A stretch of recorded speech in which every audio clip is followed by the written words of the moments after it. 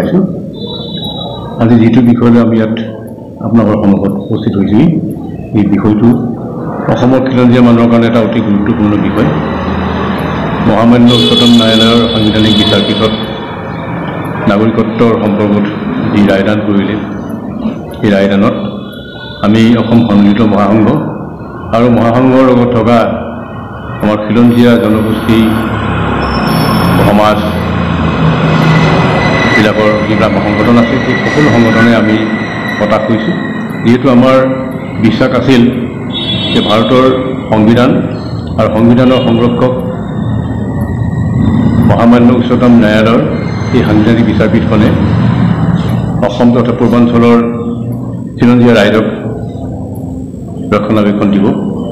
আমাৰ সেই আশাটো পূৰ্ণ নহ'ল, কিন্তু আমি এতিয়াও আশা ৰাখিছোঁ আমি ভাৰতৰ সাংবিধানিক ব্যৱস্থাৰ ভিতৰতে আমাৰ যি দাবী, সেই দাবীক আমি পুনৰ আগবঢ়াবলৈ আমি ইচ্ছা কৰিছোঁ। আৰু এই ক্ষেত্ৰত অসম সন্মিলিত মহাসংঘ আৰু খিলঞ্জীয়া সংগঠনবিলাকৰ নেতৃবৃন্দ একগোট হৈ আগবাঢ়ি যাব। আমাৰ বিষয়টো উত্থাপন কৰিবৰ কাৰণে আজি আপোনালোকক আমি মাতি আনিছোঁ। মাননীয় কাৰ্যকৰী সভাপতি মন্ত্ৰী ৰমনদেৱে যিখিনি ব্যাখ্যা কৰিব, সেইখিনিৰ পৰা আমাৰ প্ৰতি সমস্যাটোৰ বিষয়ে আমি ৰাইজক অৱগত কৰিব পাৰিম বুলি ভাবিছোঁ। 2024 এই বছৰটো খিলঞ্জীয়া জনগোষ্ঠীসমূহৰ কাৰণে কলা বছৰ বুলি আমি কৈছোঁ। লগতে সুপ্ৰিম কোৰ্টৰ অসমৰ প্ৰতি যিটো আচৰণ 2024 এইটো এটা ঔপনিৱেশিক আচৰণ হিচাপে আমি অভিহিত কৰিছোঁ। খিলঞ্জীয়া জনগোষ্ঠীসমূহক সংখ্যালঘু কৰিবলৈকে গভীৰ ৰাজনৈতিক ষড়যন্ত্ৰেৰে সুপ্ৰিম কোৰ্টৰ তদানীন্তন মুখ্য ন্যায়াধীশ DY চন্দ্ৰচূড়ে 1971 চন দিৱসৰ বুলি ঘোষণা কৰি থৈ গ'ল। অসমত বলপূৰ্বকভাৱে জাপি দিয়াৰ যিটো চক্ৰান্ত, সেইটো আমি অসমৰ খিলঞ্জীয়াসকলে এইটো কেতিয়াও গ্ৰহণ নকৰে। খিলঞ্জীয়া জনগোষ্ঠী সেইসমূহে এই সিদ্ধান্তৰ বিৰুদ্ধে 13জনীয়া সাংবিধানিক বিচাৰপীঠত পুনৰ আবেদন জনাবৰ কাৰণে সাজু হৈছে আৰু আমি জানুৱাৰী মাহত এই আবেদন আমি উত্থাপন কৰিম। সংবিধানৰ দ্বিতীয় অংশৰ 6 নম্বৰ অনুচ্ছেদত বিদেশীৰ ভিত্তি 1948 চনৰ 19 জুলাই উল্লেখ আছে। কিন্তু ভাৰতে স্বাধীনতা লাভ কৰাৰ 3 বছৰ পাছত 1951 চনত প্ৰথম লোকপিয়ল হৈছিল। সেইকাৰণে তথ্যৰ হেতুকেহে 1951 ভিত্তিবছৰ হিচাপে গণ্য কৰা হয়। অসমৰ বাহিৰে ভাৰতৰ সকলো ৰাজ্যতে 1951 প্ৰযোজ্য হৈ আছে। 1985 চনত তদানীন্তন কংগ্ৰেছ দলৰ চৰকাৰে অসম গণ পৰিষদ চৰকাৰৰ সহযোগত 1955 চনৰ নাগৰিকত্ব আইনখন সংশোধন কৰি অবৈধ বিদেশীক নাগৰিকত্ব দিবৰ কাৰণেই 6 যুক্ত কৰি কেৱল অসমৰ বাবে ভিত্তিবছৰ 1971 চনৰ 25 মাৰ্চ এইটো নিৰ্ধাৰণ কৰিছিল।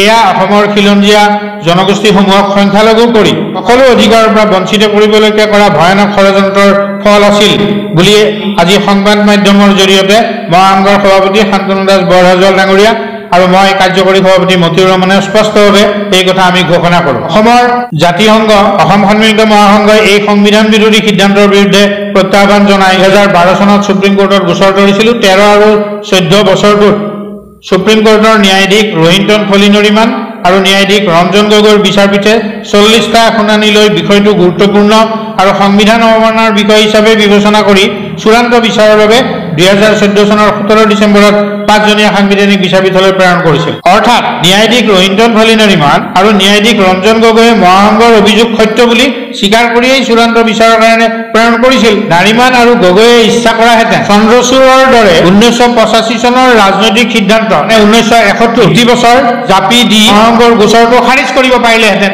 কিন্তু সেই কাম তেওঁলোকে নকৰিলে। দুৰ্ভাগ্যবশত 2015 চনৰ পৰা 2023 চনলৈ 9 বছৰ লৈছিল চূড়ান্ত বিচাৰ কৰিবৰ কাৰণে। মাজতে কোভিড মহামাৰীৰ কাৰণে বছৰ অথলে গৈছিল, অৰ্থাৎ 7 বছৰ লৈছিল চূড়ান্ত বিচাৰৰ কাৰণে। সাংবিধানিক বিচাৰপীঠত খৰতকীয়া কৰিবলৈ জনোৱা বহু আবেদন পিছতো সুপ্ৰিম কোৰ্টৰ ভূমিকা সন্তোষজনক নাছিল। গুৰুত্বপূৰ্ণ বিষয় বিচাৰ কৰাত পলম কৰা কাৰ্য ভাৰতৰ ন্যায় ব্যৱস্থাৰ এটা দুৰ্ভাগ্যজনক দিশ। নিশ্চিতভাৱে মহাসংঘৰ গোচৰত ৰাজনৈতিক হস্তক্ষেপ হৈছিল। 8খন সাংবিধানিক বিচাৰপীঠ অনুষ্ঠিত কৰি বিচাৰ অযথা দীঘলীয়া কৰিছিল আৰু শেষত 2023 চনৰ 5, 6, 7 আৰু 12 ডিচেম্বৰত 4 দিন ধৰি নিৰবিচ্ছিন্ন শুনানি গ্ৰহণ কৰিছিল সুপ্ৰিম কোৰ্টৰ তদানীন্তন মুখ্য ন্যায়াধীশ DY চন্দ্ৰচূড়ৰ নেতৃত্বাধীন ন্যায়াধীশ JB পাৰ্দিৱালা, ন্যায়াধীশ সূৰ্যকান্ত, ন্যায়াধীশ MM সুন্দৰেশ, ন্যায়াধীশ মনোজ মিশ্ৰৰ 5জনীয়া সাংবিধানিক বিচাৰপীঠে। বিচাৰপীঠত ন্যায়াধীশ JB পাৰ্দিৱালাই অবৈধ বিদেশীক নাগৰিকত্ব দিবলৈ নাগৰিকত্ব আইনত 6 যুক্ত কৰা কাৰ্য অসাংবিধানিক পক্ষপাতমূলক বুলি অভিহিত কৰিছিল।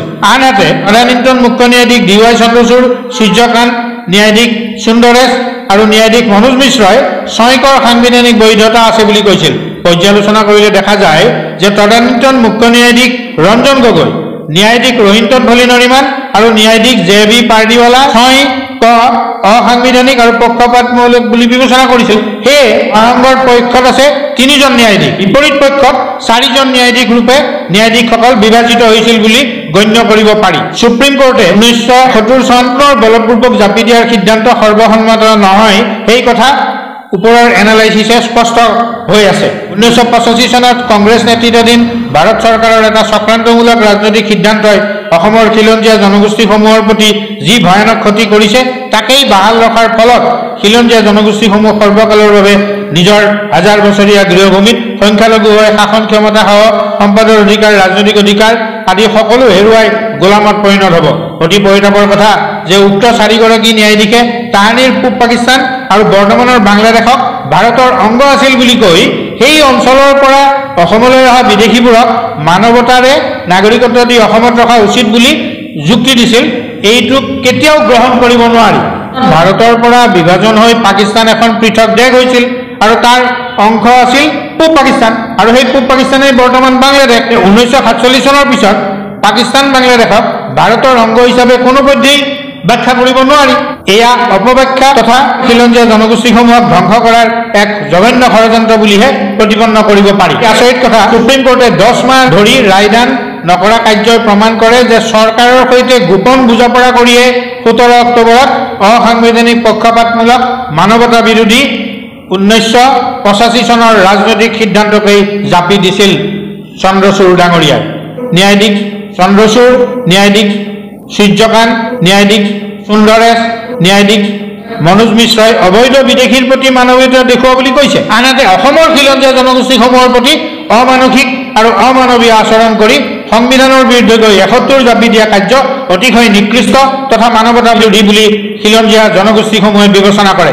মানৱতাবাদী বুলি জাহিৰ কৰা এই 4গৰাকী ন্যায়াধীশৰ কিয় সৎ সাহস নহল যে অসমক বিদেশীৰ বোজাৰ পৰা লাঘৱ কৰিবলৈ, বিদেশীবোৰক ভাৰতৰ বিভিন্ন ৰাজ্যত ভগাই ল'বলৈ নিৰ্দেশ কিয় নিদিলে? তেওঁলোকে বিদেশীৰ প্ৰতি মানৱতা দেখুৱাইছে, কিন্তু অসমৰ খিলঞ্জীয়াৰ প্ৰতি ন্যূনতম তেওঁলোকৰ মানৱীয়তা দেখুওৱা নাই। এই অত্যন্ত গৰ্হিত, অত্যন্ত দুৰ্ভাগ্যজনক আৰু অত্যন্ত অমানৱীয় আচৰণ। অৰ্থাৎ অসম ভাৰতৰ উপনিবেশ বুলিয়েই চন্দ্ৰচূড় ডাঙৰীয়া তথা 4গৰাকী ন্যায়াধীশে আওপকীয়াকৈ প্ৰমাণ কৰিলে। মহাসংঘই খিলঞ্জীয়া জনগোষ্ঠীসমূহক সংগঠনবোৰক অবৈধ অসাংবিধানিক ভিত্তিবছৰ 71ৰ বিৰুদ্ধে ব্যাপক জনজাগৰণ সৃষ্টি কৰিবলৈ আহ্বান জনাইছিল, কিন্তু খিলঞ্জীয়া জনগোষ্ঠীসমূহ নীৰৱে থকা হেতুকেই বিজেপি চৰকাৰে অতি কৌশলেৰে চন্দ্ৰচূড়ৰ জৰিয়তে পুনৰ 71 জাপি দিবলৈ দুঃসাহস কৰিলে। এই 2024 চন অসমৰ খিলঞ্জীয়া জনগোষ্ঠীসমূহৰ বাবে কলা বছৰ আৰু সুপ্ৰিম কোৰ্টৰ এটা চূড়ান্ত ঔপনিবেশিক আচৰণৰ প্ৰতিফল। এতিয়াও যদি খিলঞ্জীয়া জনগোষ্ঠীসমূহে নিজৰ ভৱিষ্যত বংশধৰসকলক সুৰক্ষা দিব খোজে, হেৰুৱা ৰাজনৈতিক শাসন ক্ষমতা পুনৰ প্ৰতিষ্ঠা কৰিব খোজে, তেন্তে ব্যাপক জনজাগৰণ সৃষ্টি কৰিবই লাগিব। ইয়াৰ বাহিৰে আন পথ নাই। অতি গোপনে ভাৰত আৰু অসম চৰকাৰে ৰাষ্ট্ৰীয় নাগৰিক পঞ্জীখনত 71লৈকে প্ৰায় 80 লাখ অবৈধ বিদেশীৰ নাম অন্তৰ্ভুক্ত কৰিবলৈ সকলো ব্যৱস্থা সম্পূৰ্ণ কৰিছে, যাতে ভৱিষ্যতে নথিপত্ৰই প্ৰমাণ কৰে যে অসমৰ খিলঞ্জীয়াসকল সংখ্যালঘু। অসমত অখিলঞ্জীয়া তথা বিদেশী বহিৰাগত সম্প্ৰদায়বোৰক সংখ্যাগুৰু কৰি চিৰদিনলৈ খিলঞ্জীয়া জনগোষ্ঠীসমূহক গোলাম কৰি সকলো অধিকাৰৰ পৰা বঞ্চিত কৰিবলৈকে যাতে ভাৰত চৰকাৰ সক্ষম হয়, তাৰ বাবে এই জঘন্য ষড়যন্ত্ৰ। মহাসংঘই 2025 চনৰ আৰম্ভণিতেই সুপ্ৰিম কোৰ্টৰ সৰ্বোচ্চ 13জনীয়া সাংবিধানিক বিচাৰপীঠত পুনৰ বিচাৰৰ বাবে আবেদন জনাবলৈকে খিলঞ্জীয়া জনগোষ্ঠীসমূহে ব্যাপক জনজাগৰণ সৃষ্টি কৰা উচিত। লগতে 2025 চনত সকলো খিলঞ্জীয়া জনগোষ্ঠীয়ে সুপ্ৰিম কোৰ্টত এই চূড়ান্ত অন্যায়ৰ বিৰুদ্ধে যৌথভাৱে আবেদন জনোৱাটো এটা জাতীয় দায়িত্ব আৰু কৰ্তব্য বুলি মহাসংঘই বিবেচনা কৰে। লগতে খিলঞ্জীয়া জনগোষ্ঠীসমূহৰ নিজৰ ভৱিষ্যত বংশধৰসকলৰ সুৰক্ষাৰ স্বাৰ্থতেই এই পদক্ষেপ লোৱাটো এটা ন্যায়সংগত কাম, জৰুৰী দায়িত্ব, কৰ্তব্য আৰু গণতান্ত্ৰিক সংগ্ৰামৰ অংশ হিচাপে মহাসংঘই বিবেচনা কৰে।